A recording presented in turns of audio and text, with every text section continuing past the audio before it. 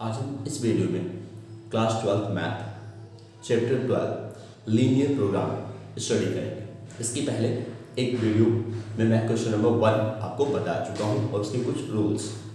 तो आइए इसमें देखते हैं ये क्या सॉल्व करते हैं। क्वेश्चन नंबर 6 पेज नंबर 154 दिया है मिनिमाइज आप दिस। तो आपको इसके पहले वीडियो में बता चुका हूँ जब ऐसी चीज़ें लिखी हूँ, दो टाइप के प्रॉब्लम होते हैं, एक लैंग्वेज और एक ऐसे लिखा होता है। तो इसमें जिसके साथ मिनिमाइज लिखा है वो क्या कहलाता है, वो लीनियर फंक्शन कहलाता है। तो यहाँ लीनियर फंक्शन ये और सब्जेक्ट टू जो लीनियर इनक्वलिटीज के फॉर्मेट में होते हैं वो क्या होते हैं, कांस्टेंट होते हैं। और इनको अगर बात किया जाए तो रिस्ट्रिक्शन कहते हैं। तो आइए सबसे पहले हम क्या करते हैं, इनको सॉल्व करने के लिए इक्वेशन फॉर्मेट में चेंज करते हैं। ओके, तो देखो सबसे पहले क्या करोगे, changing equation form of given linear inequalities. तो मैं लिखा changing equation form of given linear inequalities. ये सारे जो लीनियर इनक्वलिटीज है उनको, तो इसे क्या लिखोगे, 2x प्लस y इक्वल 3। दूसरा इसे क्या करोगे, x प्लस 2y इक्वल 6। और यहाँ स्टूडेंट्स दिया है x comma y is greater then 0। इसका मतलब क्या कि x is greater then 0 and y is greater then 0। तो जब x इक्वल 0 लिखोगे तो कौन सी एक्सिस आएगी, इसके पहले वीडियो में बता चुका हूँ, y एक्सिस। और जब y इक्वल 0 होता है तब कौन सा आएगा, x एक्सिस। तो इसके लिए तो लिख दिया y एक्सिस और ये कौन सी एक्सिस हो गई, x एक्सिस हो गई। इट मींस दोनों पॉजिटिव है। फर्स्ट क्वाड्रेंट के अकॉर्डिंग हमें यहाँ बाउंडेड फिजिबल रीजन निकालना है। अब दूसरा स्टेप क्या करते हैं स्टूडेंट्स, हम इन सब के टेबल बनाते हैं, सॉल्यूशन टेबल, क्योंकि हमें इन सबको ग्राफ पर रिप्रेजेंट करना है। तो मैंने क्या किया, लिखा इसको सेकंड के लिए आप टेबल बनाते हैं। तो आज सबसे पहले स्टूडेंट्स एक लाइन को ड्रा करने के लिए कितने पॉइंट की जरूरत पड़ती है, 2 पॉइंट्स की। तो आज हम 2 पॉइंट्स और सबसे आसान सा पॉइंट इंटरसेप्ट ऑफ एक्सिस पता करो, क्योंकि अगर x एक्सिस पर है तो y 0 होगा। तो आज यहाँ मैंने x रखा और x की वैल्यू क्या रखी, 0। अगर x की वैल्यू 0 रखी तो y की वैल्यू क्या आएगी, 3 आएगी। थोड़ा यहाँ ऐसे वैल्यू रखो जो थोड़ा आसान हो निकालना। अब जब y को 0 रखोगे तब क्या आएगा, y को अगर आपने 0 रखा तो यहाँ x की वैल्यू क्या मिलेगी, 3/2। 3/2 मीन्स क्या, 1.5। ठीक है, तो ये जो कोऑर्डिनेट हो गया x, y, इसे a मान लो और इसे b। अब a पॉइंट आपका क्या है, 0,3, b क्या है 1.5,0। आ जाओ इसके लिए, ये मैंने रखा x, ये रख दिया y। अब यहाँ x को अगर हम 0 मानेंगे तो y क्या है, 3 आ जाएगा। और जब y को आप 0 मानते हो तो x की वैल्यू क्या आ जाएगी, 6 आ जाएगी। ये इस पॉइंट्स को देखो, ये दोनों पॉइंट मैच कर रहा है तो हम इसको a ही मानते हैं। ये 1.5,0 था, ये अलग है तो इसको मैंने c मान दिया। तो 2 स्टेप हो गए। पहला स्टेप इक्वेशन में चेंज करते हो, दूसरे स्टेप में इसको उसके लिए टेबल बनाते हो और बोर्ड एग्जाम में भी सेम ऐसे करो। अब ये दिख रहा है कि ये इसके लिए, ये इसके लिए। अब नेक्स्ट स्टेप में आप क्या करते हो, एक डायग्राम बनाते हो, यानी ग्राफिकली रिप्रेजेंटेशन करते हो। तीसरा स्टेप, तो अब मैं लिख रहा हूँ draw the graph. Now draw the graph. तो स्टूडेंट्स ग्राफ ड्रा करने के लिए वैसे तो आपके बोर्ड एग्जाम में ग्राफ पेपर दिया होता है, लेकिन यहाँ मैं ऐसे ड्रा करने जा रहा हूँ। तो आज पहले हम क्या करते हैं, मैंने x एक्सिस ड्रा कर ली, तो ये हो गया x एक्सिस आपकी, और ये हो गई y axis. Clear, x axis और ये हो गए y एक्सिस। यहाँ कितने सारे पॉइंट्स दिए थे उसके लिए हिसाब से देख लो, उसी के हिसाब से ग्राफ बनाओ। ठीक है, x एक्सिस और ये हो गया y एक्सिस। मैक्सिमम 6 है तो मैं अगर 2 2 का बनाता हूँ जैसे ये सपोज कर लो 2 है, 2 and 2 into 4 6, ऐसे यहाँ पे 2 2 and 2 प्लस 2 4 and 6, इधर क्या है -2 है और ये आपका माइनस वाई एक्सिस हो गया, ये एक्स एक्सिस हो गया, माइनस एक्स डेज हो गया, ये प्लस एक्स। तो आज हम सबसे पहले इस लाइन के लिए बात करते हैं। 0,3 टूट है तो 0,3 कहाँ आएगा, इनके बीच में आएगा। देखो ये होगा कहीं 3, ये हो जाएगा कहीं 5, तो 0,3 मीन्स ये पॉइंट हो गया आपका ए, फिर ये वाला पॉइंट है, क्लियर दिख रहा है 3। अब आ जाओ बी वाला पॉइंट ढूंढते हैं 0,1.5, तो देखो 1 यहाँ ये बीच में कहीं आएगा 1.5, तो ये पॉइंट हो गया आपका बी। अब आ जाओ ए और बी को हम ज्वाइन करते हैं। तो ए और बी को जब ज्वाइन करोगे स्केल की हेल्प से, तो देखो यहां मैंने ए और बी को ज्वाइन कर दिया ऐसे। तो ये लाइन कौन सी थी, लिख भी दो। ये लाइन थी आपकी 2x प्लस वाई, यानी ये जो लाइन है आपकी, इस लाइन के क्वेश्चन लिख दो यहाँ 2x प्लस 3y इक्वल 3, ये वाली लाइन। अब आ जाओ दूसरे के लिए बात करते हैं x प्लस 2y इक्वल 6।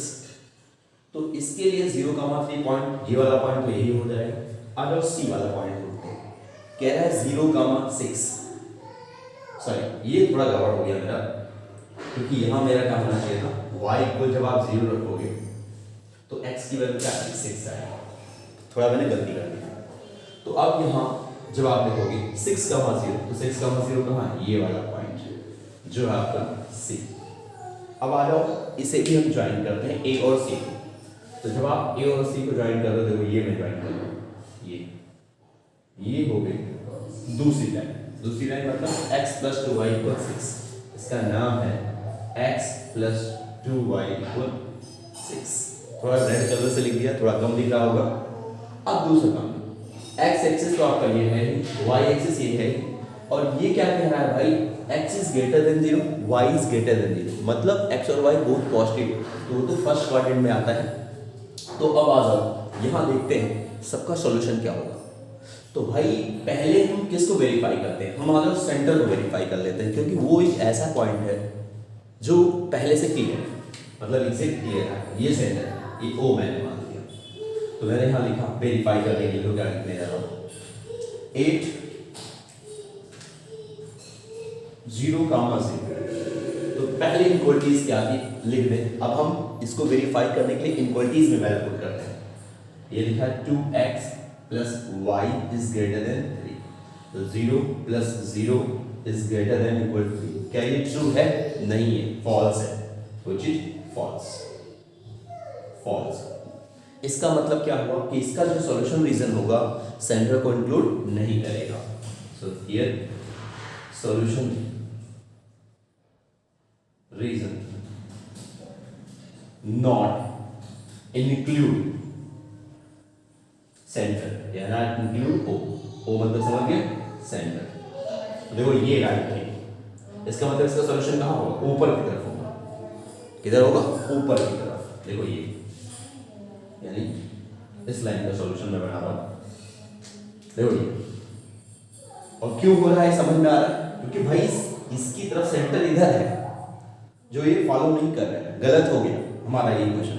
इसलिए इसका सॉल्यूशन कहाँ होगा, ऊपर की तरफ होगा पूरा। ये तो क्लियर हो गया, ये पूरा। लेकिन मैं केवल फर्स्ट इंटरवल में देखो बना रहा हूँ, ये फर्स्ट क्वाड्रेंट में, और ऐसे पूरा बहुत सारा है, लेकिन मैं सिर्फ इतना बना। अब आगे ऐसे दूसरे क्वेश्चन के लिए चेक करो, इसके लिए चेक करोगे तो ये क्या था, x plus 2y is greater then 6 था, यहां भी रखोगे, क्या ये ट्रू है, नहीं, ये भी फॉल्स है।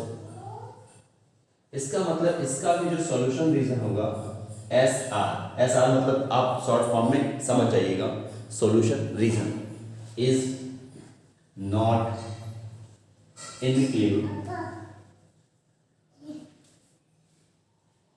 0, इट मीन्स ओ सेंटर। समझ में आ गया, ये भी आपको सेंटर को इंक्लूड नहीं करेगा। इसका मतलब क्या, ये वाला लाइन, ये देखो रेड वाला लाइन, तो रेड वाली लाइन का जो सॉल्यूशन होगा वो कहाँ होगा, नीचे की तरफ नहीं होगा, क्योंकि नीचे की तरफ क्या है, सेंटर है। तो तो इसका भी सॉल्यूशन कहाँ होगा, ऊपर की तरफ होगा। देखो ये होगा, ये बात समझ में आई? देखो ये ऐसा। तो केवल फर्स्ट क्वाड्रेंट के लिए बनाओ, क्योंकि फर्स्ट क्वाड्रेंट की ये बात करनी है। अब बात करते हैं इस लाइन की, जो मैंने ये रेड वाला बनाया, क्योंकि इसका जो इस लाइन का सॉल्यूशन जो रीजन था ये ऊपर की तरफ था ना। तो देखो ये सारी चीजें ऐसे रहेंगी, ऐसे सारी ऊपर। तो फर्स्ट क्वाड्रेंट में केवल बनाओ। तो अगर इस पोर्शन का, इस लाइन का सॉल्यूशन देखो और इस लाइन का सॉल्यूशन देखें, तो दोनों में मर्दिंग कौन है? यही वाला सॉल्यूशन तो मर्दिंग है। मतलब इसको इरेज कर दो। ये देखो ये इरेज कर दिया। क्यों इरेज किया समझ में आया? क्योंकि सॉल्यूशन तो है ये, लेकिन जितनी इनइक्वालिटीज दी है सबका कॉमन सॉल्यूशन निकालना है भाई। क्लियर समझ में आ गया? तो ये इन दो, इसका भी अपर सॉल्यूशन, इसका भी, तो दोनों में कॉमन ये वाली चीज ये। और साथ में मुझे ये भी देखना है कि x एक्सिस और y एक्सिस एक पॉजिटिव, यानी फर्स्ट क्वाड्रेंट के अकॉर्डिंग देखना है। तो देखो मैं एग्जैक्ट सॉल्यूशन जो रीजन हुआ ये हुआ आपका, ये नीचे वाला भी नहीं होगा, मैं यहाँ नाम लिख दे रहा हूँ, और ये होगा। तो एग्जैक्ट सॉल्यूशन रीजन हुआ y a c और ये क्या है x। ये हो गया आपका फिजिबल रीजन। क्लियर? ये चीज समझ में आ गई? तो यहां लिखोगे, नीचे क्या लिखोगे, या मैं थोड़ा सा इधर लिख दे रहा हूं, from now require feasible region, F मतलब फिजिबल, आर मींस रीजन, आप समझ जाइएगा। इज या आर कौन सा है? Y A C X which is unbound। ये बाउंडेड नहीं है, वो चारों तरफ से घिरा ही नहीं है, ये कैसा है? Bounded, unbounded. which is unbounded, unbounded। अब इसके प्रीवियस वीडियो में मैंने बताया था अगर अनबाउंडेड है तो उसका या तो मिनिमम या तो मैक्सिमम निकाला जा सकता है। अब देखो इसका भाई कहां तक जाएगा ये तो नहीं पता। अब इसकी क्या है, लोवेस्ट तो पता है, यानी इसमें के लिए केवल मिनिमम बताया जा सकता है। तो कभी भी याद रखिएगा अगर बाउंडेड नहीं है फिजिबल रीजन तो उसके लिए या तो मिनिमम या तो मैक्सिमम। अब मैक्सिमम कब होता है? जब ये नीचे की तरफ होता है पूरा, तो मैक्सिमम बताया जा सकता था। अब ये ऊपर की तरफ गया तो ये क्या हो गया? ये लोअर तो हो गया, तो इसका इसीलिए मिनिमाइज निकाला जाता है। तो आ जाओ उसमें कॉर्नर पॉइंट कितने, और आपको इसके प्रीवियस वीडियो में बताया था कि जो मिनिमम या मैक्सिमम निकाला जाता है वो कहाँ निकालते हैं? Corner point. तो यहाँ कितने कॉर्नर पॉइंट? ए एंड सी, केवल 2 कॉर्नर पॉइंट, क्योंकि ये y एक्सिस ऐसे चली जाएगी, x एक्सिस चली जाएगी, तो उनके कॉर्नर पॉइंट हम नहीं पता कर पाएंगे। तो यहाँ आ जाओ लिखते हैं हम। आप क्या लिखते हो? Corner point. तो यहाँ आपने लिखा कॉर्नर पॉइंट। क्लियर? और यहाँ लिखते हो z, z जो आपका गिवन फंक्शन था। तो z क्या था पहले? x प्लस 3y, यानी इस जो भी ये फंक्शन दिया होता है लीनियर फंक्शन, इसका सबसे पहले जब कॉर्नर ढूंढ लेते हैं तब इसका यूज किया जाता है। तो आपने लिखा है x प्लस 2y। तो पहला कॉर्नर पॉइंट था a, और a की वैल्यू क्या थी? 0,3। जब इसमें आप वैल्यू रखोगे, x की वैल्यू 0 रख दिया और y की वैल्यू 3 रखा, तो 3 2 कितना आ गया? 6। तो आंसर आ गया 6। दूसरा ये है आपका 0 6 कामा ये सी जो पॉइंट था 6 कामा 0, तो यहाँ वैल्यू रखोगे तो आंसर क्या आ जाएगा इसका? केवल 6 आ जाएगा।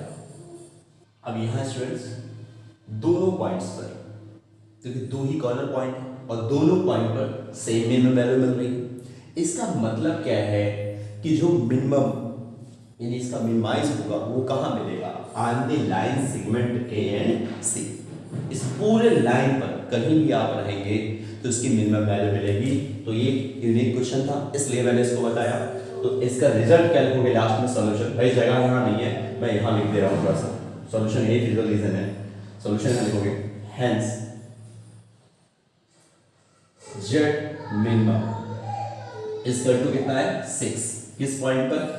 8 line segment and 8 line segment AC। Clear? यानी ये दोनों पॉइंट पे, इस पूरे लाइन पर कहीं भी रहेगा तो वो मिनिमम वैल्यू देगा। क्लियर हो गया? चलिए ओके स्टूडेंट्स, वीडियो कैसा लगा कमेंट करना मत भूलिएगा, क्योंकि आपके हर एक डाउट्स को मैं क्लियर करने की कोशिश करता हूँ। और अगर कोई एक्स्ट्रा डाउट्स है या एक्स्ट्रा प्रॉब्लम्स है तो एक बार कमेंट बॉक्स में शेयर करिए, मैं उस पर वीडियो बनाऊंगा या आपके प्रॉब्लम्स को दूर करने की कोशिश